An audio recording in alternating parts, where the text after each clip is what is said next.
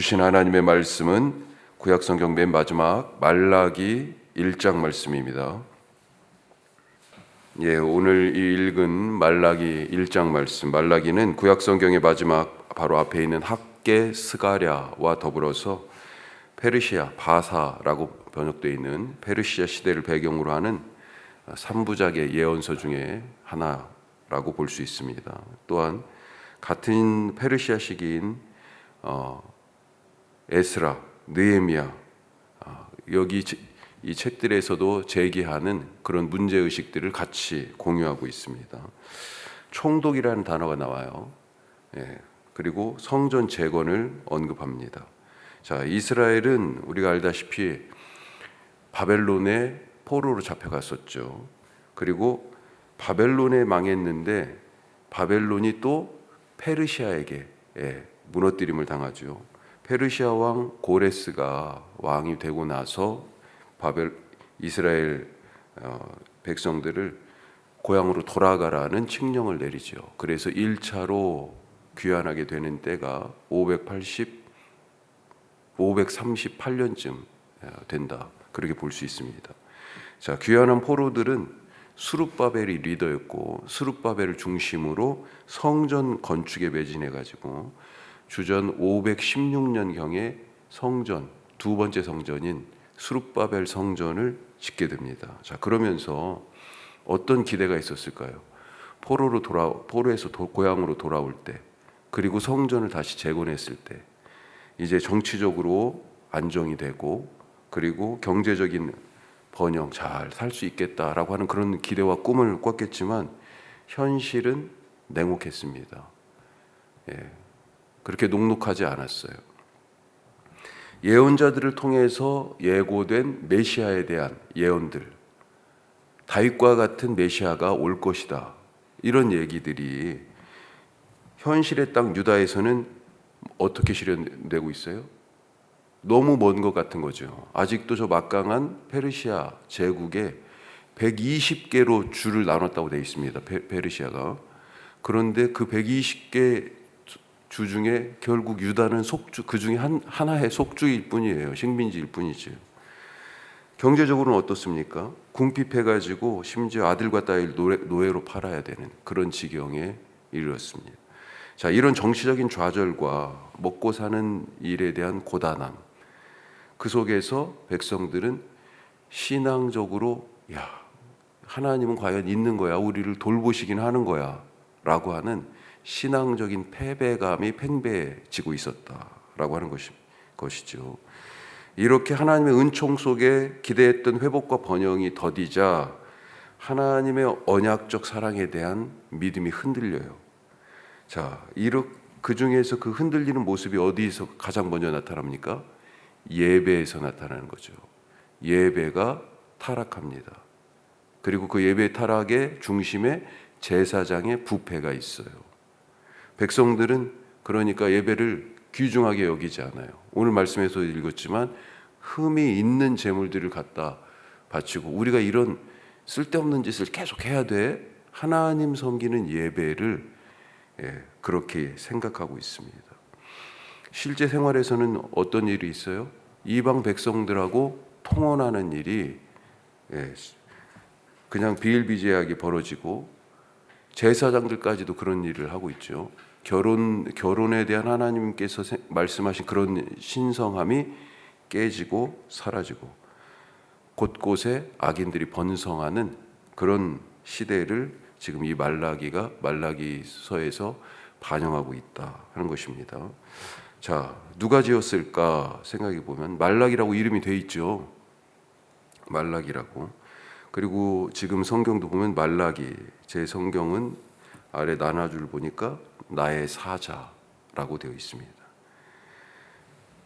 말라기라는 이름 뜻이 메신저, 하나님의 말씀을 전하는 사자, 나의 사자라는 뜻이에요.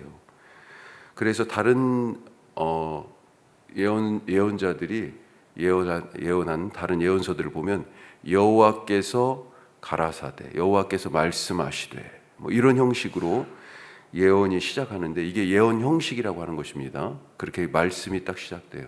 그런데 오늘 이 말라기 같은 경우는 그와 같은 형식이 아니고 하나님이 질문, 거의 다 하나님이 1인칭 시점으로 말씀하시고 하나님이 질문하시면 이스라엘이 답하고 거기에 대해서 또 하나님께서 반박하여 꼼짝 못하게 입을 막으시는 것 같은 그런 논쟁적인 형식으로 돼 있다.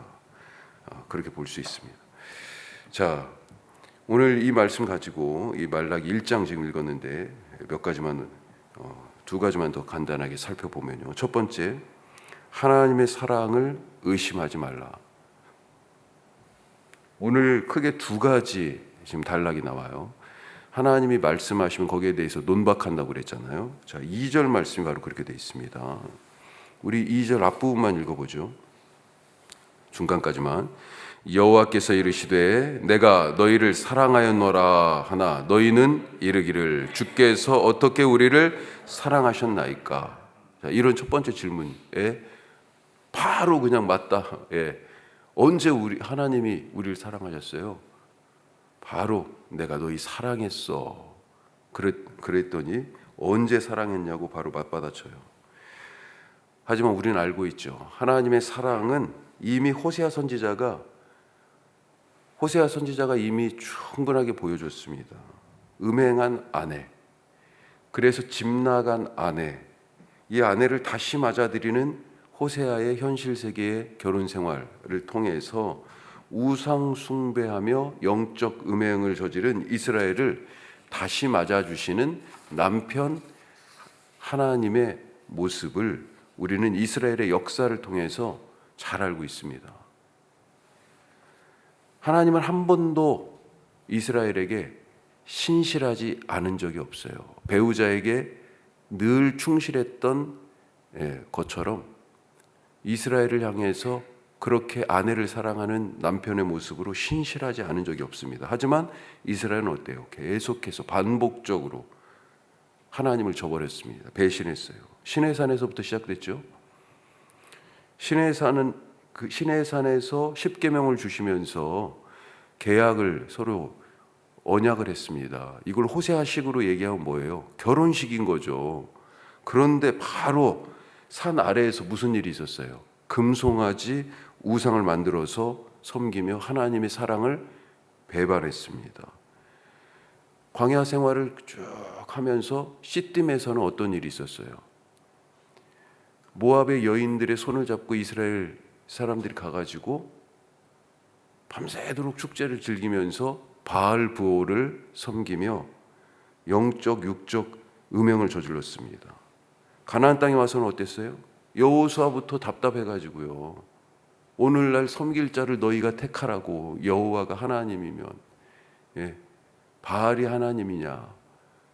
이미 그때부터 여호수아가 지금 정복 전쟁을 할 때니까 가나안 땅 넘어온 지 오자마자 그런 거잖아요.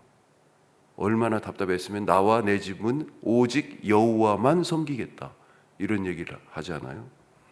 그 이유 우리가 너무 다 잘 알죠. 사무엘 때도 그렇고 여러 유다의 왕들 때 그 절정이 아합 때 갈멜산에서의 그 대결 이방의 선지자들과 이후에 어떻습니까? 아하스 같은 왕은 그 다른 왕들도 그렇지만 여호와의 성전에 바알과 아세라의 신상들, 목상들을 다 만들어서 세워놓고요. 1월 성신을 위한 제단을 만들고 그렇게 성전을 더럽히고 예배를 타락시키는 일들이 계속해서 있었잖아요.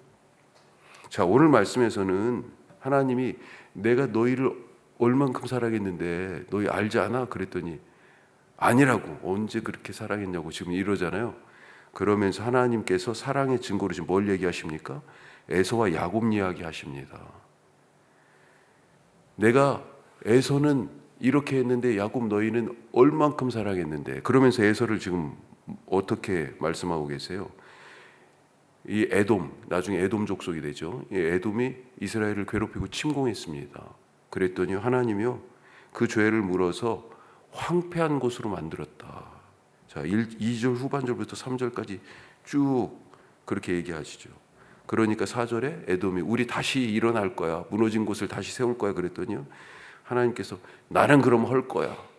이렇게 너희를 건드렸기 때문에 내가 그들을 그렇게 아주 그냥 쑥대밭을 만들었어 라고 말씀하고 있습니다. 하지만 포로로 잡혀간, 우상 숭배로 영적 음행을 저지르고 나라 망해서 포로로 잡혀간 이 이스라엘을 향해서는 어땠어요?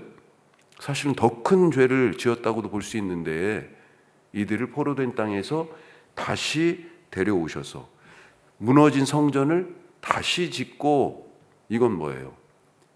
그 언약, 깨진 언약을 다시 회복하는 거잖아요. 하지만 지금 자기들이, 이 이스라엘 백성들은 자기들이 원하는 만큼 풍요롭지 못하다, 행복하게 안정적으로 살아가지 못한다라고 지금 느끼고 있는 거잖아요. 그런 이유로 하나님의 사랑을 의심하고, 아니 하나님 우리를 사랑하지 않아요 라고 거부하고 있다 하는 것입니다. 나는 어떻습니까? 나는 하나님의 사랑을 신뢰합니까? 변하지 않고 영원하신 사랑으로 믿고 있습니까? 그분의 사랑에 대해서 나는 어떤 모습으로 주님을 사랑한다고 그 사랑에 응답하는 사랑인 하나님 사랑을 하고 있습니까? 오늘 우리가 기도하시면서 사랑, 내가 너를 사랑한다 하는 하나님의 음성을 들을 뿐만 아니라 나는 어떻게 하나님께 그 사랑에 응답하며 살아가고 있는지 되돌아보실 수 있길 바랍니다. 자, 두 번째로 하나님의 답답한 마음인데요, 성전문을 차라리 닫으라고 얘기하십니다. 자, 6절부터는 내 이름을 멸시했다 하나님이 그렇게 말씀하세요. 자, 그런데 6절 끝에 뭐라고 돼 있어요? 너희는 이르기를 우리가 어떻게 주의 이름을 멸시하였나이까? 그렇게 또 대답하죠. 자, 하나님의 질문에 이스라엘이 또 거기에 반박을 하고 7절부터는 거기에 대해서 하나님이 다시 또 봐라, 니네들이 이랬었잖아 라고 재반박을 하시는 그런 모습이 나옵니다.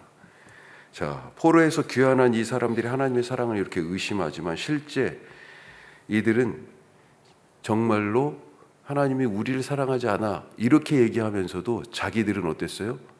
자기들이 하나님이 사랑하지 않고 있다는 것은 지금 말하고 있지 않아요. 그래서 하나님께서 봐, 너희들이 나를 사랑하지 않았잖아 하면서 6절부터 이 예배의 타락을 고발합니다. 자, 이것이 바로 이 백성이 하나님을 사랑하지 않는다는 증거예요. 자, 그러면서 무슨 얘기를 하세요? 예배의 타락이 제사장의 부패에서 그 예배의 타락의 모습이 적나라하게 드러나는 것을 보여주고 계시죠. 이 제사장들을 향해서 뭐라고 얘기하십니까? 여호와의 식탁을 경멸히 여겼다, 이렇게 말씀하고 있어요. 여호와의 식탁을 경멸히 여겼다. 자, 그러면 여호와의 식탁이 뭘까요? 제사입니다. 제사. 우리 레위기 할 때도 지금 계속 말씀을 나눴었지만 먹는 걸로 제물로 드려진 짐승을 보면 하나님의 몫이 있어서 번제단에서 태워 그 연기를 올려드리고, 이건 하나님이 기쁘게 흠양하시는, 받으시는, 하나님이 드시는 거예요. 그 다음에 제사장의 몫이 따로 있죠. 먹을 게 예배 드리는 사람이 드릴 몫이 또 따로 있죠. 이렇게 이 구약의 희생 제사는 사실은 식사의 개념으로, 밥상의 개념으로 사실 나타났다. 그런데 이 예배, 여호와의 식탁을 경멸히 여겼어요. 자, 8절 말씀 보죠. 8절입니다. 만군의 여호와가 이르노라, 너희가 눈먼 희생 제물을 바치는 것이 어찌 악하지 아니하며 저는 것 병든 것을 드리는 것이 어찌 악하지 아니하냐. 이제 그것을 너희 총독에게 드려보라. 그가 너를 기뻐하겠으며 너를 받아주겠느냐. 심지어 10절 말씀에 보면 제단에 헛되이 불사르지 않도록 하기 위해서 성전 문을 아예 아무도 못 들어오고 예배 그냥 그만 드렸으면 좋겠다, 성전 문을 닫았으면 좋겠다라고 하나님이 하신 말씀이에요. 얼마나 답답하면 이러셨겠어요. 이쯤에서 이런 생각이 듭니다. 이 사람들은 대체 무슨 생각으로 성전에 와가지고 예배를 드렸을까? 이 희생 제사를 왜 드리고 있을까? 하나님 사랑도 안 하면서 왜 성전 와서 이러고 있는 거예요? 아니, 짐승을 드리려면 이게 다 재물이잖아요. 경제적으로 지금 돈을 써야 되는 거잖아요. 그러면서 하나님을 사랑하고 제대로 믿지도 않으면서 왜 이 사람들은 예배를 과연 무엇이라고 생각하고 있었는가? 혹시 하나님에게서 예배를 뭔가를 얻어내는 걸로 생각했던 것은 아닌가? 그런데 하나님에게서 더 이상 얻어낼 것이 없다라고 생각하니까 대충 그냥 형식만 갖춰가지고 그렇게 드리는 것은 아닌가? 지금 자기들 마음대로 삶이 이루어지고 있는 건 아니잖아요. 그렇죠? 정치적으로도 아직도 식민지고 경제적으로도 먹고 살기 지금 힘들어요. 포로에서 돌아왔는데 그 기대와 부푼 꿈을 가지고 왔는데 현실 생활은 너무 힘들어요, 사는 게. 그러니 아유, 이 하나님은 아닌가 봐. 더군다나 바벨론에서 바벨론의 신들을 봤잖아요. 그렇죠? 나에게 만족이 되면 하나님을 잘 믿고 나에게 뭔가를 해주시면 하나님이 최고입니까? 자기 만족, 자기 실현, 자기 성취, 자기 안전, 자기 건강, 이런 것이 목적인 예배는 차라리 드리지 않는 것이 낫다. 하나님이 받지도 않으세요. 성전 문 그냥 그거 닫아, 이렇게 말씀하십니다. 나는 어떤 예배를 드리고 있습니까? 나의 예배는 하나님이 기쁘게 받으실 만한 그런 것입니까? 기도하겠습니다. 오늘 이 말씀 생각하시면서 기도하는데, 하나님, 내가 너희를 얼만큼 사랑했는지 알지? 그렇게 말씀하세요. 내가 그 예배를 보면서 어떤 때는 저 예배는 안 드렸으면 좋겠다, 이런 지금 말씀을 하시잖아요. 우리는 어떤 예배를 드리고 있고 나는 얼마만큼 하나님을 사랑하는지, 세상 누구보다 하나님을 사랑합니다. 최고의 사랑을 드리는 최고의 예배자 되게 하옵소서. 우리 기도하시고 오늘은 우리 자녀들을 위해서 기도하십시다. 어린이 청소년, 청년들, 특별히 내년에 지금은 이제 중학교로 가는 친구들이 둘 있는데 우리 청소년들이 숫자가 지금 애매해가지고 제대로 예배를 따로 못 드리고 있었는데 청소년 예배를 위해서 지금 준비하고 기도하고 있어요. 잘 세워지게 하시고 우리 군대에 있고 또 우리 청년들 신앙 공부하고 있고 진로를 위해서 직장생활, 결혼 여러 일들이 있습니다. 하나님 형통케 하여 주시옵소서. 기도해 주시기 바랍니다. 우리 황무성 집사님 아버님 월요일 날 2차 수술을 잘 마치셨어요. 잘 회복되게 하시고 속히 원하시는데 마음껏 걸어 다니실 수 있도록 건강 주시옵소서. 기도하실 수 있기를 바랍니다. 우리 다 같이 기도하겠습니다.